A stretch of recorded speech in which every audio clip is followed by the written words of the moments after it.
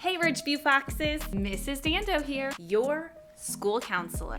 And I'm here with your Counseling in the Classroom lesson. Hopefully at this point, your class has had a chance to start talking about the oh so important topic of courage. That's something we're going to be talking about over the next few weeks because it's an important trait for us as adults, as kids, and as a school community to become really good at having. Now, I get it.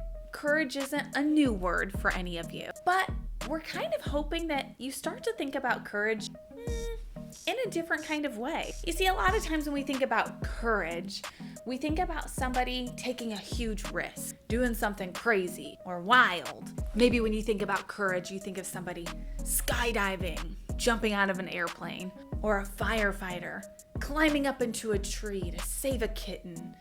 And yeah, I mean, those things do take courage, but there are ways that you, kids, can show courage every day in all kinds of activities. So, courage. I'm sure you've talked about it as a class by now. So when we talk about courage here at school, we want to think about how our courage changes or impacts other people. Courage just means to choose what is good and right and kind, even when it's hard or scary. Courage can be as simple as standing up for someone. Courage can be as easy as solving a problem with someone that you don't get along with. And that's kind of what I want to talk with you about today. Having courageous conversations.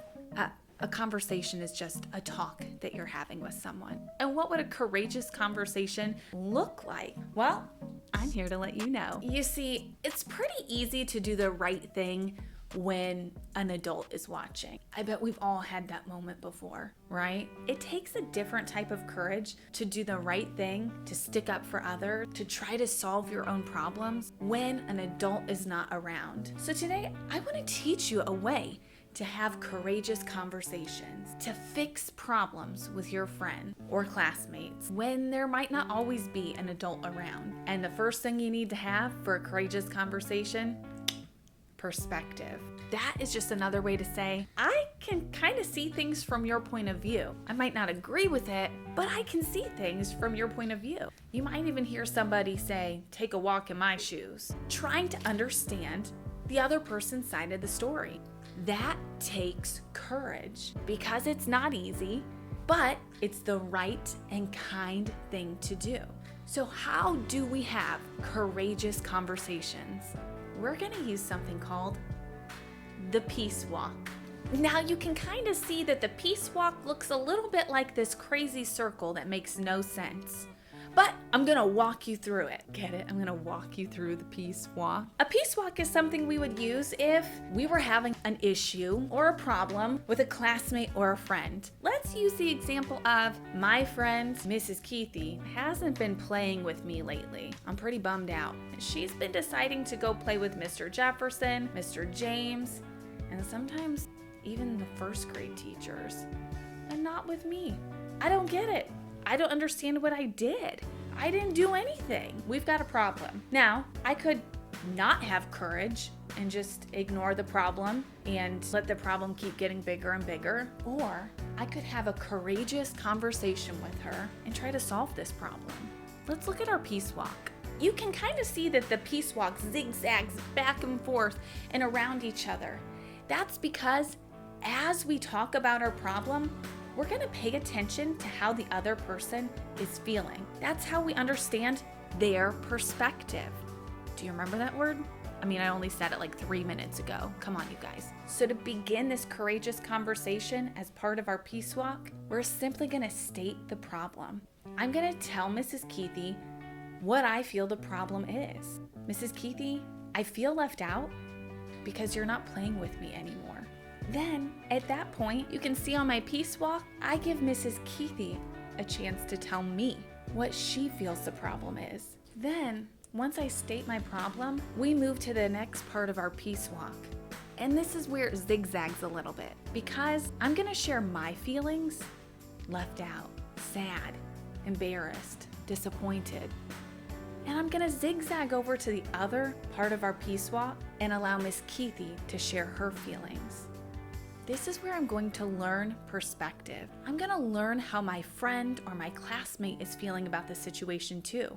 Maybe Miss Keithy feels totally clueless. She didn't even know that I was left out. We need some courage to solve that, right? Now, to really have this courageous conversation, you can see on our peace walk, we're gonna zigzag back out away from each other, all the way to the edge. And now, we're gonna state how the other person feels.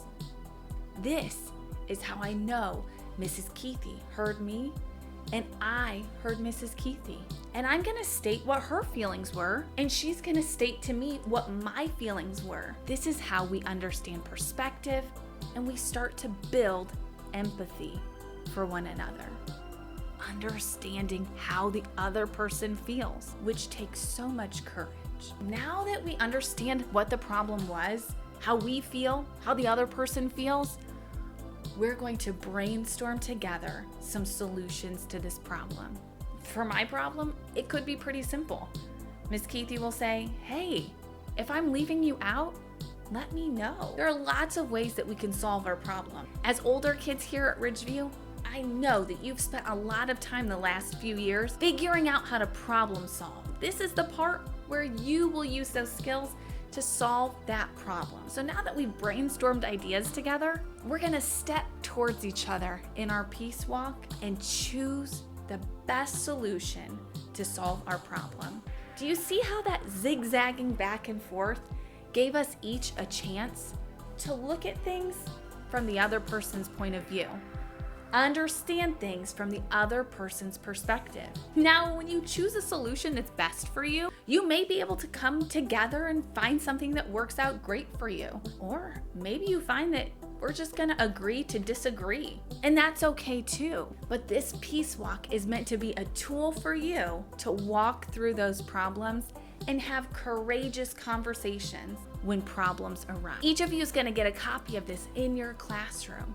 So maybe next time there's a problem with a classmate or a friend, rather than immediately going to your teacher to try to solve that problem for you, which isn't always a bad thing, try walking through this peace walk together, having courageous conversation and understanding perspective, developing empathy, and fixing this problem together. I can't wait to hear all of the ways that you and your peers are solving problems together. Have some courage on the playground. Have some courage on the bus. Courage doesn't have to be doing something crazy that you've never done before. It can be as simple as a conversation with a classmate.